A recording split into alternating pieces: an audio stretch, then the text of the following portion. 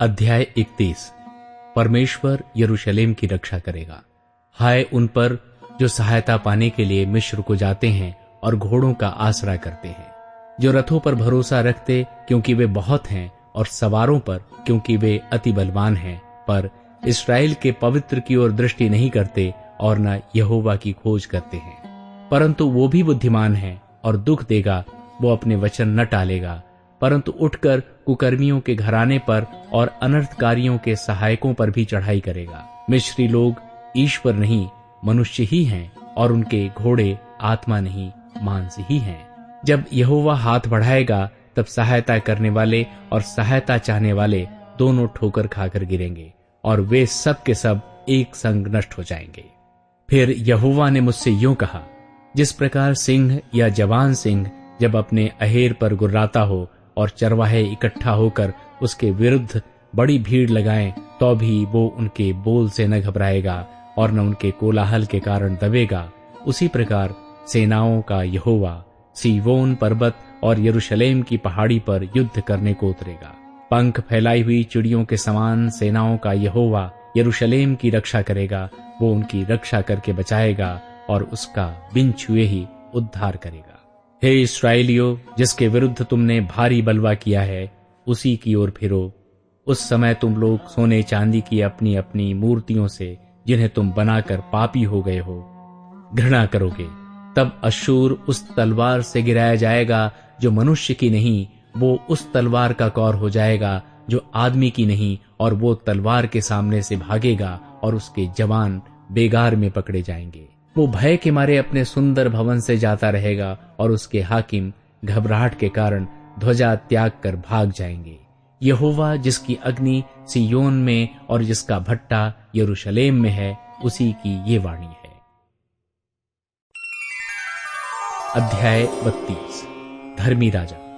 देखो, एक राजा धर्म से राज्य करेगा और राजकुमार न्याय से हुकूमत करेंगे।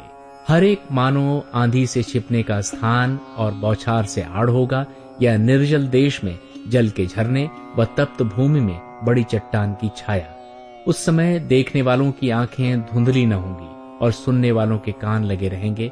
उतावलों के मन ज्ञान की बातें समझेंगे और तुतलाने वालों की जीभ फुर्ती से और साफ बोलेगी। मूढ़ फिर उदार न कहलाएगा और न कंजूस दानी कहा जाएगा, क्योंकि मूढ़ तो मूढ़ता ही की बातें बोलता और मन में अनर्थ ही गढ़ता रहता है कि वो अधर्म के काम करे और यहोवा के विरुद्ध झूठ कहे। भूखे को भूखा ही रहने दे और प्यासे का जल रोक रखे। छली की चालें बुरी होती हैं, वो दुष्ट युक्तियां निकालता है कि दरिद्र को भी झूठी बातों में लूटे, जबकि वे ठीक और नम्रता से भी बोलते हैं। परंतु उदार मनुष्य उदारता ही की युक्तियां निकालता है, वो उदारता में स्थिर भी रहेगा। यरूशलेम की स्त्रियां, हे सुखी स्त्रियों, उठकर मेरी सुनो। हे निश्चिंत पुत्रियों, मेरे वचन की ओर कान लगाओ। हे निश्चिंत स्त्रियों, वर्ष भर से कुछ ही अधिक समय में तुम विकल हो जाओगी, क्योंकि तोड़ने को दाखें न होंगी और न किसी भांति के फल हाथ लगेंगे। हे सुखी स्त्रियों, थरथराओ।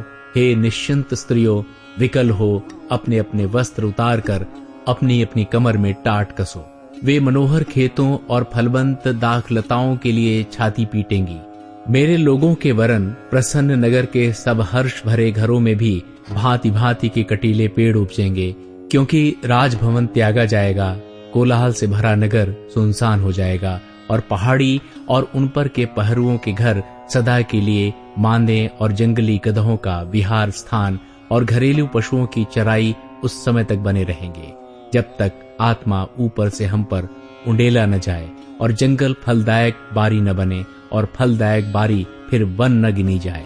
तब उस जंगल में न्याय बसेगा और उस फलदायक बारी में धर्म रहेगा, और धर्म का फल शांति और उसका परिणाम सदा का चैन और निश्चिंत रहना होगा। मेरे लोग शांति के स्थानों में निश्चिंत रहेंगे और विश्राम के स्थानों में सुख से रहेंगे। वन के विनाश के समय ओले गिरेंगे और नगर पूरी रीति से चौपट हो जाएगा। क्या ही धन्य हो तुम जो सब जलाशयों के पास बीज बोते और बैलों और गधों को स्वतंत्रता से चराते हो।